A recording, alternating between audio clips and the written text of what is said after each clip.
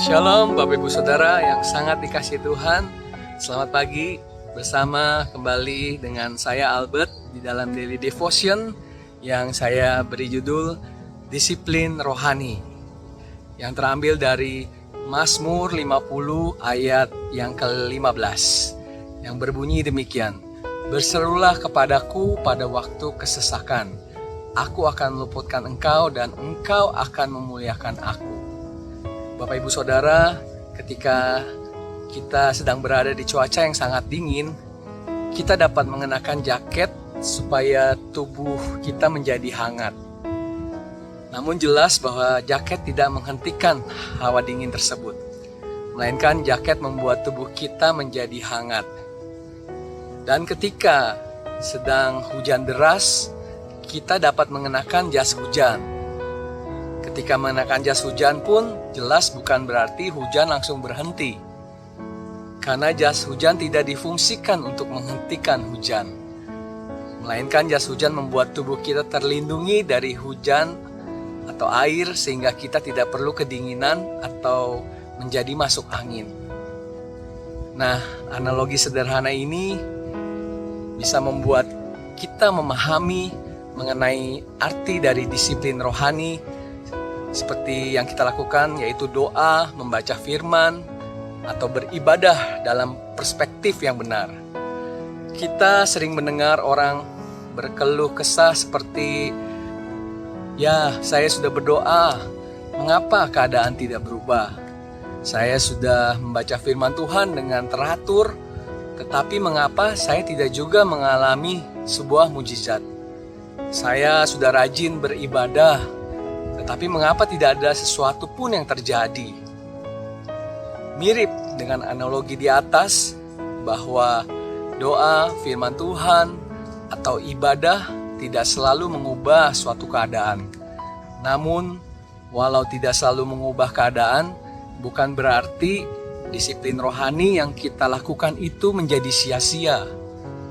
Doa ada kalanya memang tidak menenangkan badai, tapi yang pasti doa akan menenangkan hati kita dari badai tersebut. Mungkin saja membaca firman Tuhan tidak membuat keadaan menjadi berubah, tetapi dengan membaca firman Tuhan, maka muncul benih iman dalam pengenalan kita akan Tuhan. Dan inilah yang memberikan ketenangan dan pengharapan bagi kita. Ibadah memang tidak mengubah masalah kita, tetapi dengan kita beribadah kepada Tuhan, maka kita sedang menanti-nantikannya, sehingga kita mendapatkan kekuatan yang baru.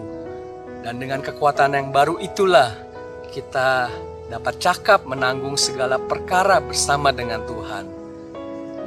Dengan disiplin rohani, yaitu berdoa, membaca firman Tuhan, ataupun beribadah, bukanlah merupakan cara instan kita mengalami pertolongan Tuhan, tapi itu adalah cara kita untuk tetap bisa bertahan di tengah-tengah pergumulan hidup yang kita hadapi, sekalipun tidak menutup kemungkinan bahwa kita juga akan mengalami mujizat dan pertolongan di saat kita berdoa, membaca firman Tuhan, serta beribadah kepada Tuhan. Biarlah melalui renungan pagi ini kita dapat mempunyai pemahaman yang benar mengenai disiplin rohani dalam berdoa, membaca firman Tuhan, serta beribadah kepadanya. Mari kita mau sama-sama untuk terus tetap giat dan tidak jemu-jemu dalam melakukan disiplin rohani kita untuk Tuhan. Terima kasih, mari kita berdoa bersama.